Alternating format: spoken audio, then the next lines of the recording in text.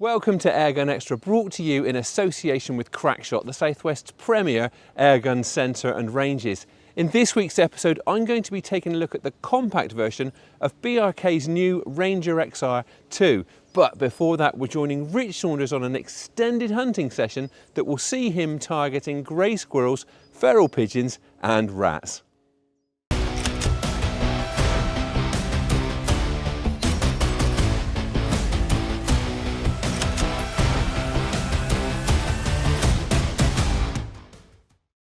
Thanks to the last year, I hardly came down to these woods last year, and when I did, I barely saw any squirrels, let alone shot any. It's a lot different this year though. The last year, the crop from the last year is just about over now, and any food that is still around is well and truly rotted away now, so the squirrels are back with a vengeance. I've been down here several times already and I've shot quite a few squirrels. And it's something that we need to keep on top of down here, because the squirrels cause an awful lot of damage to the trees which are farmed for their lumber value, and they damage them by stripping bark. Now I've got backup this time. My mate Neil is with me. He's on another hide on the other side of the woods, and he's seen lots of hits on his trail camera. Now he's using a BSA R12, a .22 caliber rifle, 12 foot-pounds, and on top of that he's using a Hikmicro Alpex 4K Lite. I'm using a Taipan Veteran 2, it's a 177 caliber rifle, again 12 foot-pounds, and I'm using JTS dead center pellets, the 10.4 grain pellets, and I've been using these pellets an awful lot in all my guns, and they're really, really good. You know, I've yet to find a rifle that doesn't like them, to be honest, and through this they're absolutely laser accurate. Now held on with a set of sports match mounts, I'm using a DNT Optics Zulus 4K. It's another day-night, digital and day-night scope. It's got a ballistic calculator and a laser rangefinder. So the plan is to just get into the squirrels, hopefully pick off a few during the day, and then I'm going to take the Taipan Veteran 2 and the Zulus 4K down to the farm this evening, and hopefully shoot a few rats and some feral pigeons in the dark to show you what the scope is like at night.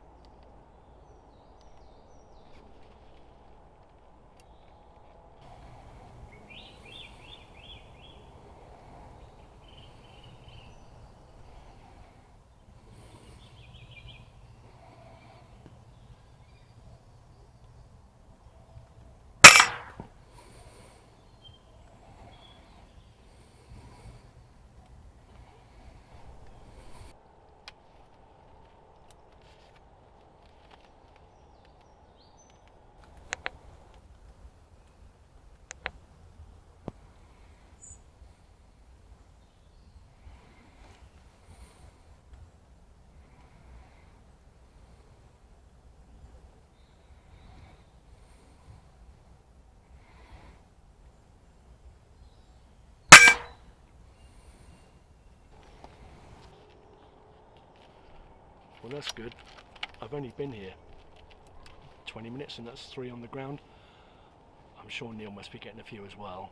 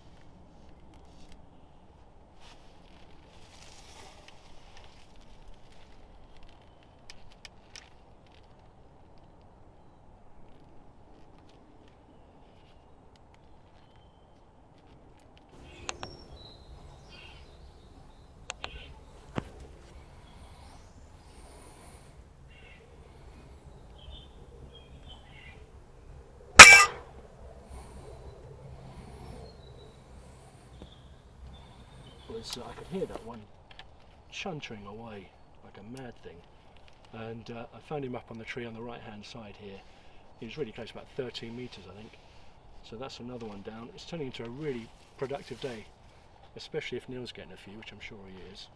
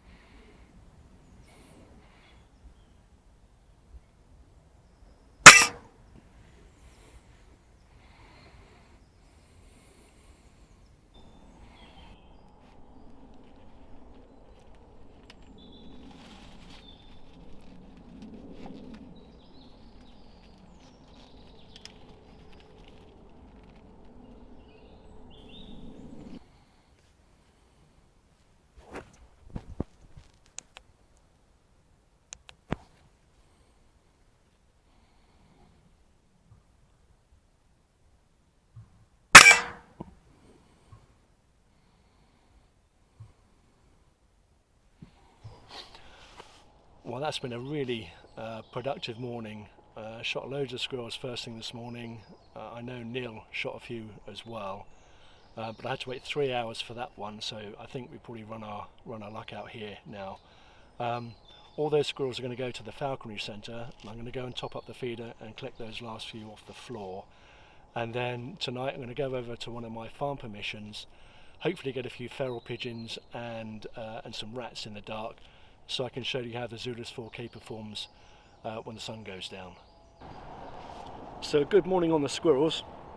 Got plenty of squirrels this morning first thing, and it's the same day. I've just popped up to the farm this evening to try and hopefully get a few feral pigeons and some rats as well. Now, General License 41 or GL 41 was changed at the start of the year to permit the use of artificial light, so infrared scopes, for the use of control of feral pigeons in England. So obviously a lot easier to shoot them in the dark when they're at roost. I've been shooting quite a few of them over the last few months down here, mainly during daylight, but nighttime, you just get so many more. And the pigeons are a problem because of their droppings and the potential for them to infect cattle feed, cattle drinking water, and also to coat all the machinery in poo as well, which is obviously a health risk for the farm workers as well. Now, I'm using exactly the same gear as I was using this morning, so the Taipan Veteran 2 177 caliber with the JTS dead center pellets. The scope is the same, it's the DNT Zulus 4K. All I've done is I've added a PB IR, Paul Baker IR torch onto the scope so that I can obviously shoot in the dark as well. Now, I've shot an awful lot of feral pigeons down here over the last few months, and there's not so many in here now, so really it's more of a kind of a maintenance job, just picking off the odd one or two, hopefully.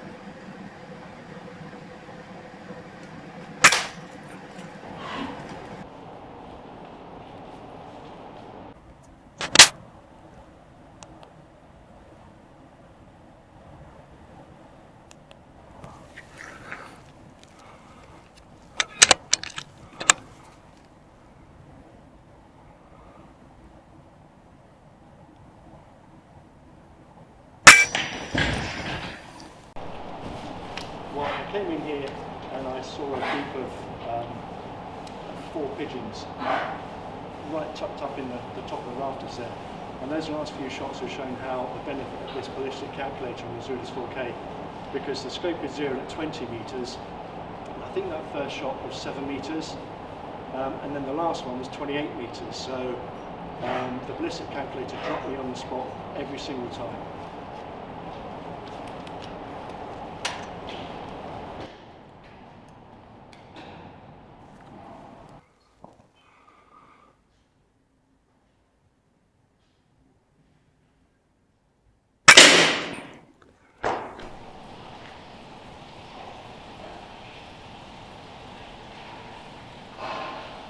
Well, there's something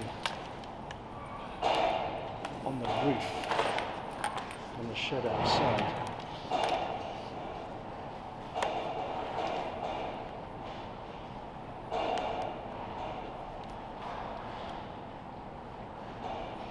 Well, I'm not entirely sure what that is, to be honest. It might be a pigeon, but it's on top of the roof as opposed to inside the shed. So I'm not convinced it is a pigeon, to be honest. So if in doubt, leave it alone.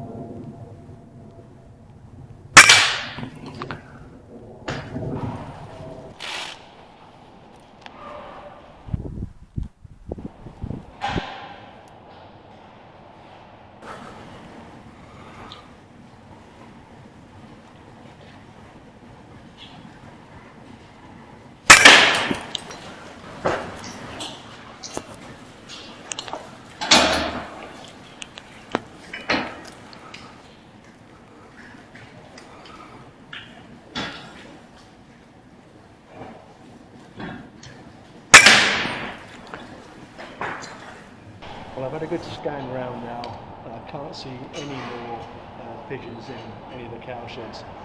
I've either shot them all or they're all flown off. So what I'm going to do is I'm going to have a walk round to another part of the farm where there's usually a few rats hanging around, and see if I can finish off the night with a few rats.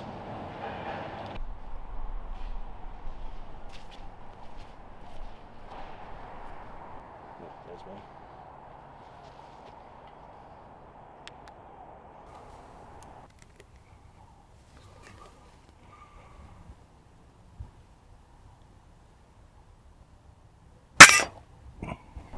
Well, that one thought he was safe. He was amongst some pallets, but he was right on my 20-metre zero, and so I didn't really need the laser rangefinder, to be honest. But yeah, that's one less rat down.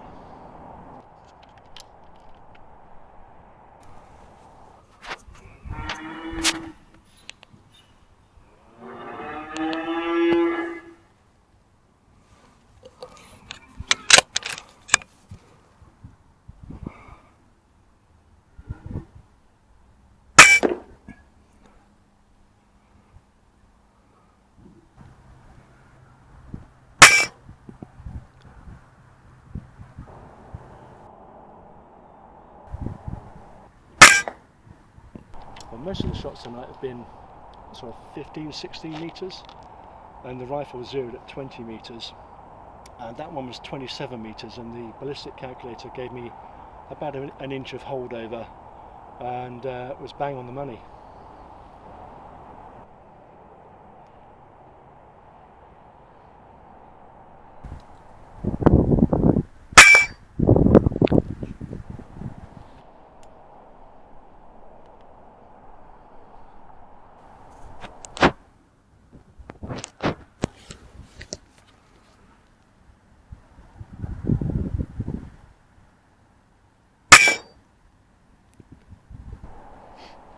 Well, that took a bit of working out, that one. I could see a rat reflected. It looked like it was upside down, and I realised it was reflected in in a puddle of water.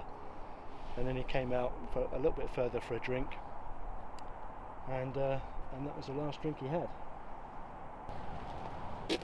Well, it took a while to get those rats. Had to hunt around for them, but got a few eventually.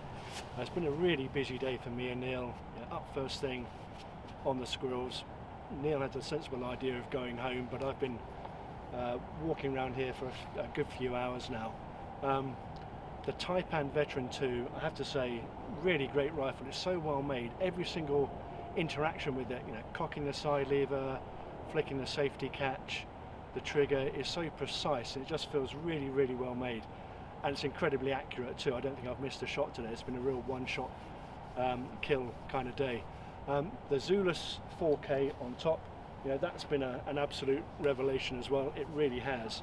The sight, the clarity of the picture in daylight is getting close to glass, to be perfectly honest. And at night with this PBIR torch on top, everything is crystal clear as well. So anyway, thanks for watching. I've got a load of pigeons and rats to pick up, and I'll see you next time.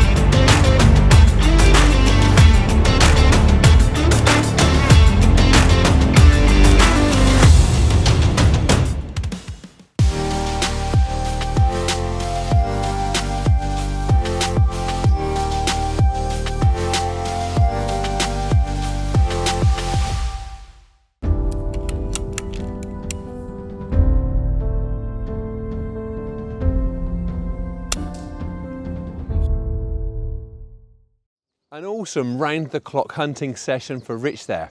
Next up, I'm taking a look at the compact version of BRK's new Ranger XR2.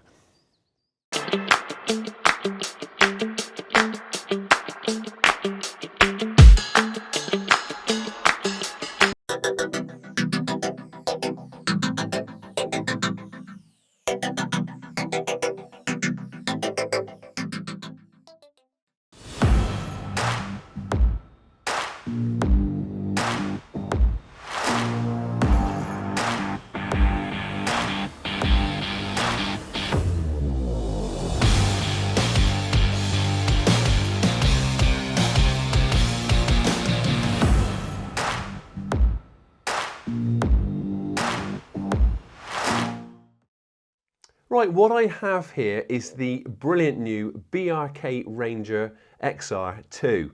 So there are 4 models in this new range, including a really tricked out tactical version. This one is the compact, which retails for £1,225. Now, it's got the folding stock for extremely compact transportation, plus a host of other really neat new features, which we'll take a look at now. As its name suggests, this is a very compact little airgun, which makes it perfect for hunting in confined spaces. Now, maybe from a hide or even from the cab of a truck. Its length is variable from 70 to 78 centimetres because of that length adjustable buttstock, and it weighs under 2.7 kilos unscoped. Despite being pretty small, this still feels like a very robust little airgun, and that is something that I've come to expect from BRK's British-made airguns. Overall styling has a fairly tactical, functional look about it, and in this case features a new forend which incorporates an underside Picatinny accessory rail, which gives you about 130 millimeters of clamping space, and that forend also serves as a really nice contact point for your lead hand. That rail is really simple to remove, and without it the forend has a flat base that's 25 millimeters wide and is very stable on the bench. Now, with or without the rail, a feature that I really like of the forend are those large notches that just make for a really secure hold. Moving back, you've got a really nice AR type pistol grip. Now, it's nice and steep, and it does a great job of what it needs to do, and that is getting you well onto the trigger. It's nicely contoured, it's comfortable, and it's really grippy. You can't ask for much more than that. Towards the back, you've got one of the really clever parts of this airgun, and that is that folding and length adjustable buttstock. So if you push the butt section up to unlock the mechanism, it literally swings in half, reducing overall length down to just 47 centimeters for super compact transportation. Now, you can also adjust length of pull between 40 and 48 centimeters. So to do that, you just push the button up again to unlock that mechanism, and it slides back and forth into 5 different stop points to give you exactly the fit that you need. Now, you do sometimes get a bit of wiggle in adjustable mechanisms like this, but this is probably one of the most secure setups of this type that I've used. The rear of the butt section is finished with a chunky rubber butt pad, which feels great in the shoulder. Now, there is the option to swap the butt section out, but I can't really see any need to do that. Scope mounting is via 2 sections of rail which sit either side of the magazine and give you a decent amount of clamping space. Now, those sections of rail actually sit on a dovetail rail, which means you can actually adjust them forwards and backwards a little if you need to. You can actually choose whether you want dovetail or Picatinny mounting up top, and as you can see, I've got the Picatinny option here. The barrel on this model is 12 inches long, and you can choose from 177, 22 and .25 calibers. Now, as you can see, the barrel sits inside quite a slim shroud, which I think really suits this gun's overall styling. It doesn't provide much sound suppression though, but fortunately you've got a 1/2 inch UNF thread up front, and because this gun is so short, if you fit it with the right silencer, it's still very compact as well as very quiet too. This airgun has a really nice trigger setup. The two-stage mechanism is adjustable, and the blade can also be adjusted forwards and backwards, and also for height and angle. Now, as I usually do, I've tested this one straight out of the box and it is very good. There is a decent amount of first stage travel. That's followed by an unmissable stop, and the second stage brake is crisp, predictable and utterly free from creep. There is a paddle type safety catch positioned just in front of the trigger blade. Now, I've said before that I do prefer safety catches to be further away from the trigger, but there is no denying that this sort of setup is very easy to access, and on this gun it's very positive and also pretty quiet. So it's in the safe position when it's across to the right, and you simply nudge it across to the left when you're ready to shoot. The BRK Ranger XR2 comes supplied with a multi-shot magazine and a single shot tray. So this one is 177 caliber, and that magazine holds 13 shots. Going from memory, the 2.2 holds 11 and the .25 holds 10. So the cocking and loading mechanism is driven by a side lever setup with a nice large biathlon type drop down handle. Now, I've got this sort of setup on several BRK airguns of my own, and it has just never let me down when it comes to delivering quick and dependable follow-up shots. This is a sub 12 model, and it's actually running at 11.5 foot-pounds. It's got a Huma regulator, and that is doing a great job of keeping things consistent. Variation is remaining within 6 feet per second over a 10-shot string. So the BRK Ranger XR2 actually has two means of power adjustment. You have got the 3-stage power dial on the side, and that knocks power up and down in increments of about 2 foot-pounds at a time. So you now also have I think it's a 12-point power wheel for finer adjustment. Now, this is a really handy feature because it is surprising how you can tighten up your groups just by tweaking power output very, very slightly. Maximum fill pressure is 250 bar.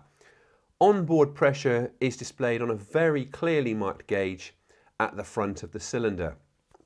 So from a full charge, you can expect about 60 shots at sub 12 power levels.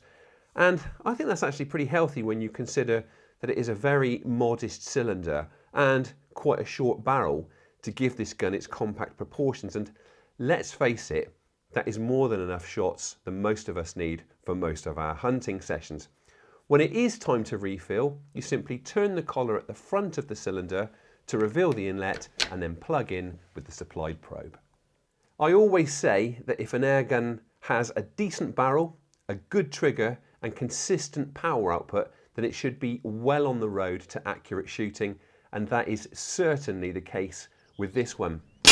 Shooting from the stability of a bench and running it on Rangemaster Sovereign pellets, it is comfortably single-holing at 30 metres, and pushing the target out to 40 metres, it's still producing consistent, ragged single-hole groups. This is an airgun that is more than capable of tackling live quarry over typical sub-12 hunting ranges. So that is the BRK Ranger XR2. It's small, it's comparatively light, and it has the added bonus of that folding, adjustable buttstock. Now, the new fore-end and fine-tuning power wheel have made a great little airgun even better, and I think it would be a brilliant choice for anyone who wants a compact, accurate and very dependable little PCP for serious pest control.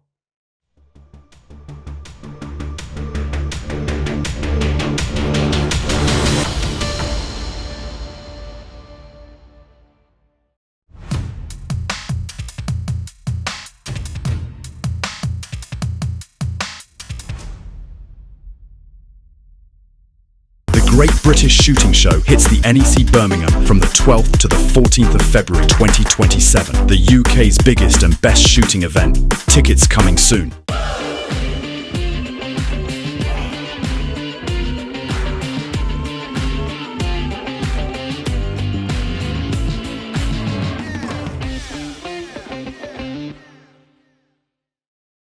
I'm afraid that's all we've got time for this week, but as ever, we'll be back with more in a fortnight. Thank you for tuning in. Please don't forget to like and subscribe. And thanks again to Crackshot. There's a link to their website in the show description. As I've said, we're back with more in 2 weeks' time. Until then, enjoy your shooting and stay safe.